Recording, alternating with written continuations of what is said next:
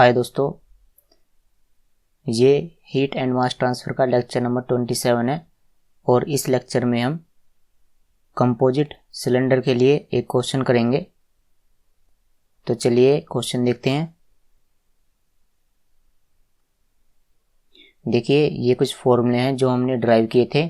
ये hollow cylinder के लिए रेट ऑफ हीट ट्रांसफ़र का फॉर्मूला है और ये वाला कंपोजिट सिलेंडर के लिए है और ये वाला फॉर्मूला लॉगरिथम मीन एरिया के लिए है। तो चलिए क्वेश्चन नंबर 3 देखते हैं। इससे पहले हमने 2 क्वेश्चन करा दिए हैं, आप उन्हें भी देख सकते हो, उनका लिंक डिस्क्रिप्शन में दिया है। देखिए, ए 240 mm steam main 210 meters long is covered with 50 mm of high temperature insulation and 40 mm of low temperature insulation। तो हमारे पास है एक 240 mm डायमीटर का स्टीम मेन। इसका मतलब क्या है कि एक हमारे पास एक पाइप है जिसमें स्टीम फ्लो होती है और उसका डायमीटर कितना है 240 mm और उसकी लेंथ कितनी है 210 मीटर। तो जो हमारे पास स्टीम का पाइप है उसका हमें केवल एक ही डायमीटर दिया है और वो कितना है 240 mm। तो जब हम इसका डायग्राम बनाएंगे तो क्या होगा कि उसमें हम इस तरह से बनाएंगे कि जैसे ये जो हमने बनाया है इसका डायमीटर कितना है 240 mm। इसके लिए हम ऐसे नहीं कि इसकी हम थिकनेस बनाएंगे, इसकी हमें थिकनेस बनाने की ज़रूरत नहीं है क्योंकि इसका हमें एक ही डायमीटर दिया है। यदि हमें इनर और आउटर डायमीटर दिया जाता तो हम इस तरह का डायग्राम बनाते। अब हम केवल एक सिंगल लाइन ही बनाएंगे। तो इस वाले डायग्राम में देखो, यहाँ पर ये जो है ये क्या है, एक स्टीम पाइप है और जैसे कि यहाँ पर इसका डायमीटर दे रखा है 240 mm। तो हम यहाँ पर इसका डायमीटर बना लेते हैं। देखिए, ये जो रेडियस है ये कितनी हो जाएगी 240/2। तो ये जो रेडियस आएगी वो कितनी मिलेगी हमें 120 mm। और उसके बाद देखो इसके ऊपर क्या है 50 mm की हाई टेम्परेचर इंसुलेशन है और 40 mm की लो टेम्परेचर इंसुलेशन है। तो ये जो हाई टेम्परेचर इंसुलेशन है इसके बाद की ये वाली, और ये जो लो टेम्परेचर इंसुलेशन है, इन दोनों की थिकनेस दे रखी है 50 और 40। हम यहाँ पर लिख भी लेते हैं कि ये क्या है हाई टेम्परेचर इंसुलेशन और ये क्या है लो टेम्परेचर इंसुलेशन। और ये अंदर की तरफ क्या है, ये स्टीम पाइप है और जो भी गिवन डेटा है उसे हम लिख लेते हैं। तो हम मान लेते हैं कि जो ये रेडियस है इनर वाली ये कितनी है R1 और इस तरह से ये वाली जो रेडियस है ये कितनी है R2 और ये जो टोटल रेडियस है ये कितनी है R3 है।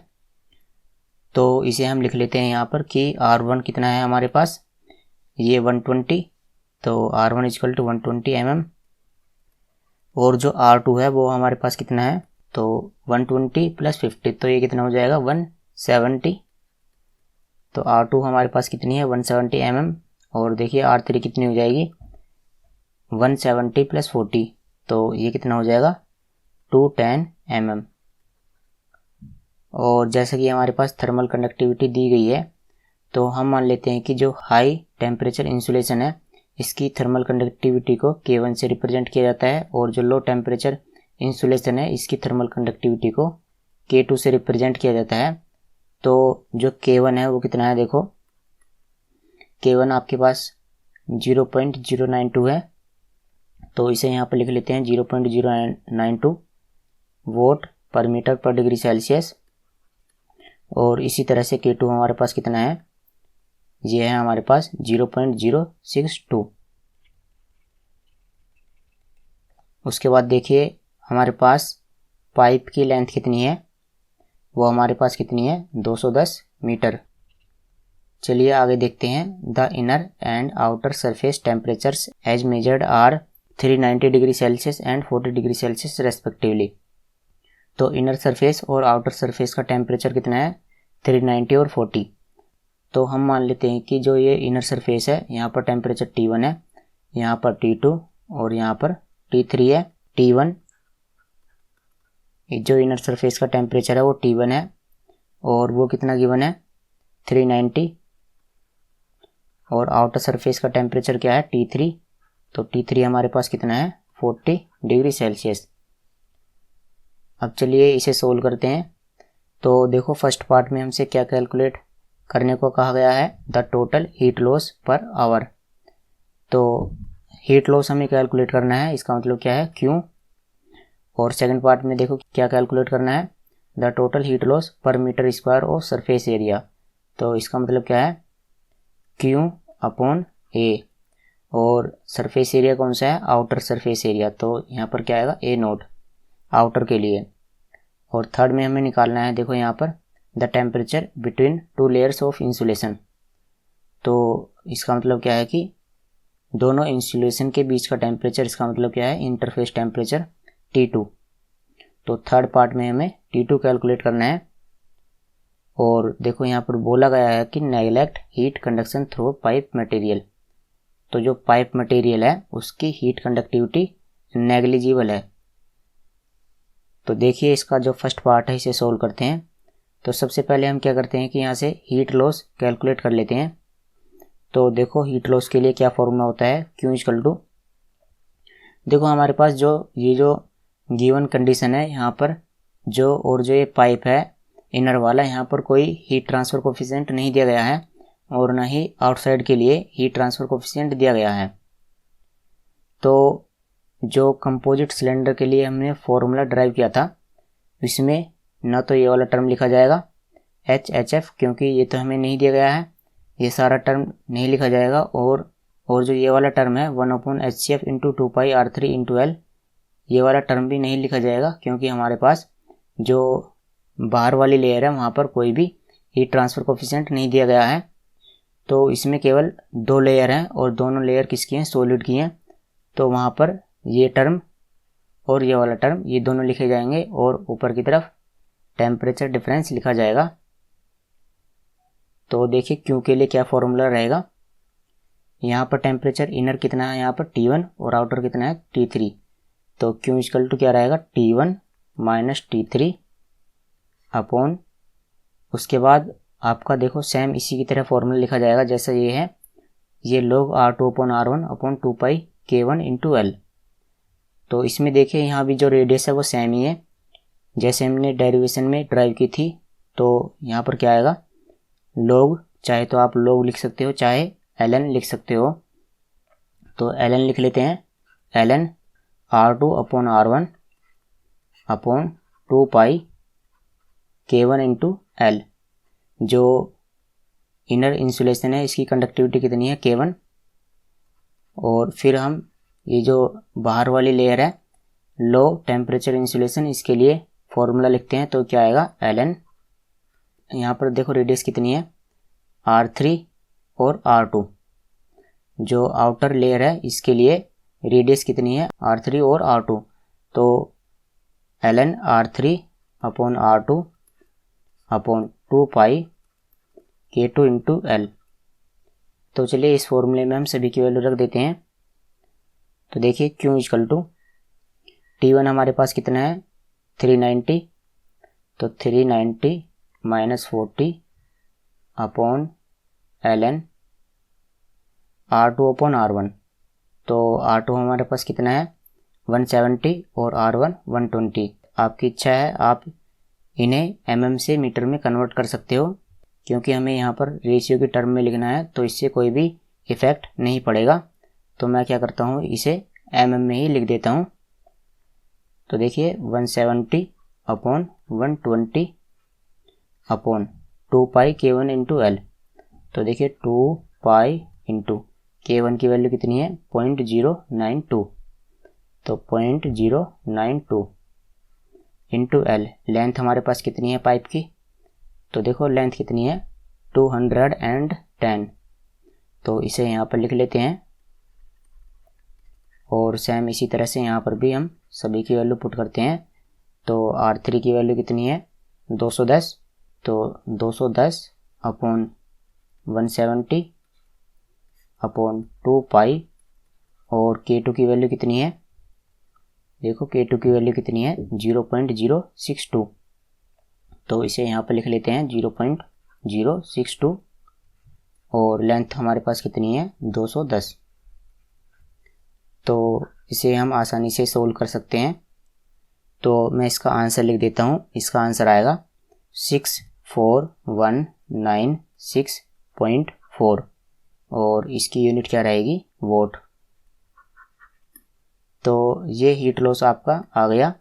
ये किसके टर्म में है? वोट की टर्म में है। लेकिन हमें जो यहाँ पर हीट लॉस कैलकुलेट करना है वो किसके टर्म में करना है? Heat loss per hour. तो 1 घंटे के लिए हमें हीट लॉस यहाँ पर कैलकुलेट करना है। तो जैसे कि आपको पता है कि वोट क्या होता है? वोट आपका होता है जूल पर सेकंड। तो ये जो सेकंड है इसे हम किस में कन्वर्ट करेंगे? आवर में कन्वर्ट करेंगे। तो देखो किस तरह से करेंगे। 64196.4 इंटू, देखो ये क्या है? जूल पर सेकंड। तो जूल से हम इसे किलो जूल में कन्वर्ट कर देते हैं। तो किलो जूल में कन्वर्ट करने के लिए हम क्या करेंगे?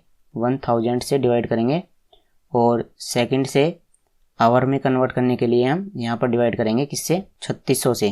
तो हम यहाँ पर लिख लेते हैं 3600। तो इस तरह से ये किस में कन्वर्ट हो गया? देखो जब हमने यहाँ पर 1000 से डिवाइड किया तो ये किस में बदल गया? जूल से किलो जूल में हो गया। और जब हमने यहाँ पर 3600 से डिवाइड किया तो ये आपका आवर में कन्वर्ट हो गया। तो जो आपकी यूनिट थी जूल पर सेकंड, ये किस में कन्वर्ट हो गई? Kilo joule per hour. तो ये आपका क्या आ गया? Heat loss per hour. तो चलिए इसे लिख देते हैं। ये आपका आएगा 231107.1 किलो जूल पर आवर। चलिए इसका सेकंड पार्ट देखते हैं। सेकंड पार्ट में हमें heat loss per metre square of outer surface. तो चलिए इसे करते हैं। तो यहाँ पर लिख लेते हैं हम heat loss per metre square of outer surface.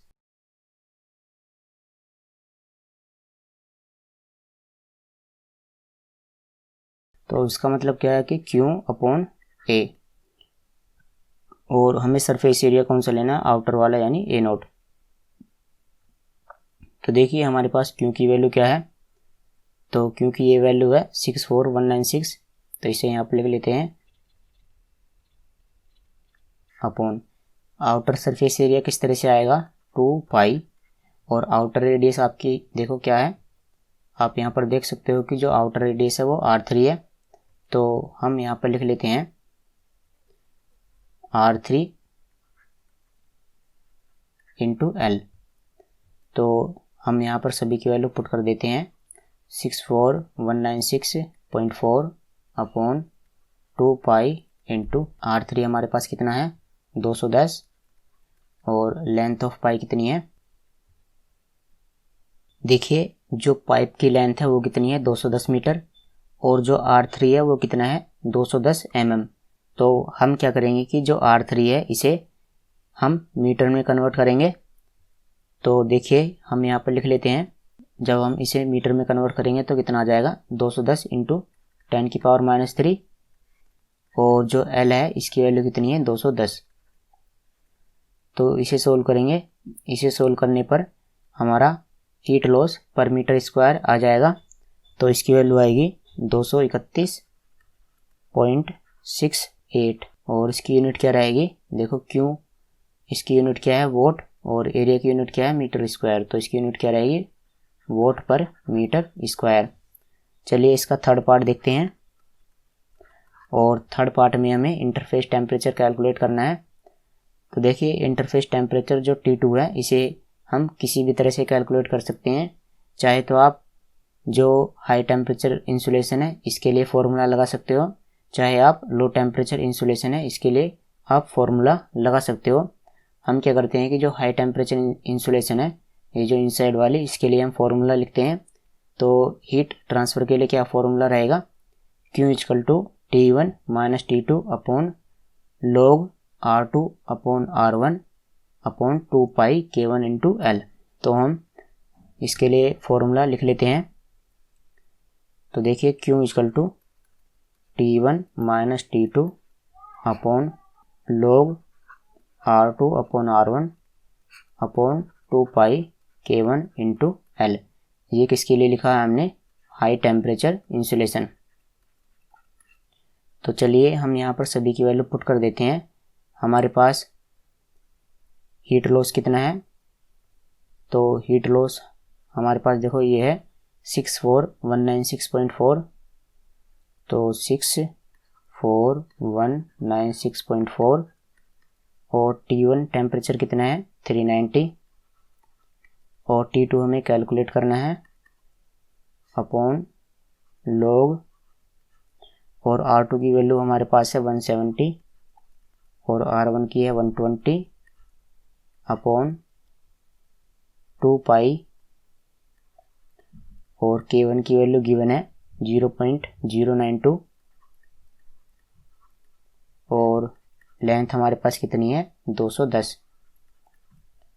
तो इसे सोल्व करेंगे तो यहाँ से T2 की वैल्यू आ जाएगी आसानी से। तो T2 की वैल्यू यहाँ से आएगी 205.8 डिग्री सेल्सियस। तो दोस्तों आज की वीडियो में इतना ही।